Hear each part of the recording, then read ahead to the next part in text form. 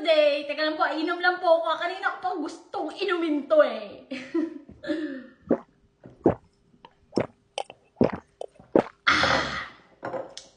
Mga katropan, ang sarap po talaga niya. Sarap. Anyway, Kuha muna tayo ng pineapple smoothie. Ilagay sa blender ang pineapple. Lagyan ng cucumber. Sarap! At lagyan ng chia seed. 1 tablespoon. Huwag kayo matakot maglagay. Okay lang yan. And then, ito yung dinurog na pumpkin seed. Masarap yun. At sesame seed. 1 tablespoon. Huwag din kayo matakot maglagay. And then, flaxseed. 1 tablespoon. The best yan. At 1 cup of water. And then, blend them together. Huwag nyo nang lagyan ng asukal kasi matamis na yung fresh pineapple. Dapat fresh pineapple ang gagamitin nyo mga katropahan para mas masarap. Okay?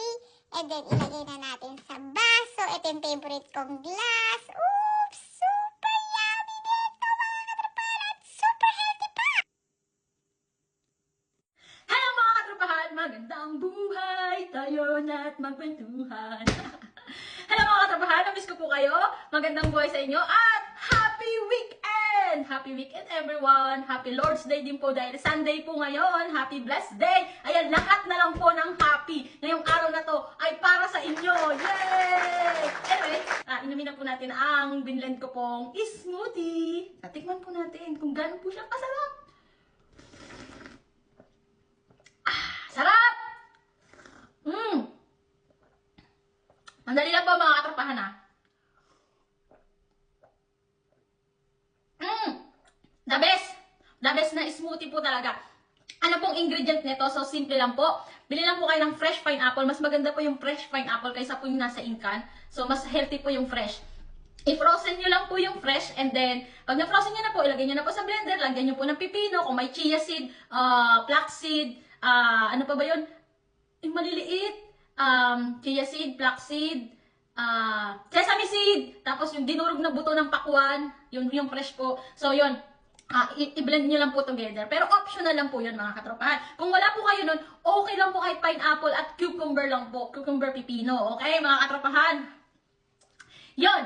Tapos, i-blend nyo na siya together. So, pwede nyo rin po siyang paghalu-haluan ng iba't ibang klaseng green na gulay. Kasi wala po ako sa rep, kaya hindi ko po nalagyan. Pwede nyo siyang lagyan ng kangkong, talbos. So, yung mga budgeting sa atin dyan sa Pilipinas, so yun ang pwede nyong ilagay. Dito kasi wala kasing kangkong tsaka talbos dito mga katropahan. So, nilalagay namin dito spinach. Wala kasi ako sa rep. Yun nga yun mga katropahan. Lahat ng green. Pwede rin po lagyan yung additional balunggay. Diba? Super healthy po talaga to mga katropahan. And then, pag nalagay nyo na, blend nyo na. At pag na-blend nyo na, at inumin nyo na parang ganito. Sarap!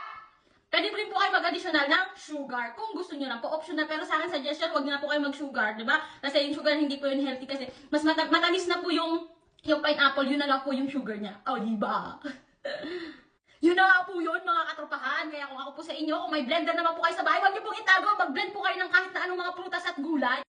Para po, healthy po tayo mga katropahan. So, simple lang naman po yung ingredient nito at patok po sa budget nyo. At kahit anong prutas po, pwede nyo pong i-blend at haluan po ng mga green na gulay. Lalo na dyan sa Pilipinas. Mga kabayan ko sa mga Pilipinas, malaking tulong po to sa atin. Kung lagi nyo pong, araw-araw nyo po itong ginagawa every morning, iinom po kayo ng smoothie. Napaka-simple lang po yung budget niya, simple lang i-process. So, bukod doon, healthy pa kayo, nakaka-boost po ito ng immune system natin. At iwas pa sa sakit mga katropahan. So, dapat healthy living po tayo mga katropahan. Lalo na po yung mga katropang majujonda. So, kailangan po ng lakas. Ito po yung kailangan natin inumin. Okay mga katropa? So, at yun po ang aking tip for today. Kaya lang po, inom lang po ako. Kanina po gustong inumin to eh.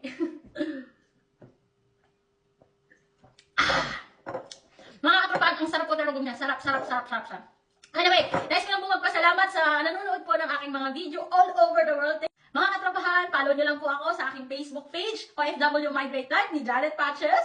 And ang aking YouTube channel po, search nyo lang po ang aking name, of course. Makikita nyo na po lahat ng aking mga video. And subscribe and share nyo na rin po, mga katropahan. Di ba nga sabi po nga nila, sharing is caring. O, di ba po? Para update din po ako sa inyo mga katropahan. Yay! Thank you so much po sa panonood po. Ay, wait lang po pala. I-follow nyo rin po pala ako sa aking Instagram. Ako ang chef ng buhay ko. Yung mga pinopost ko po doon ay mga recipe po. So kung may nagustuhan po kayong recipe sa aking Instagram, comment lang po kayo at isisend ko po sa inyo ang aking ingredient ng recipe na nagustuhan nyo po doon sa aking Instagram. So thank you so much po sa lahat ng mga katropahang nanonood all over the world. So, support lang po tayo mga katropahan. And happy grateful life, happy life, happy amazing life, happy a beautiful life, at lahat na po ng happy. Thank you so much po. Bye-bye! Pagpalain po ang inyong buhay! God bless you!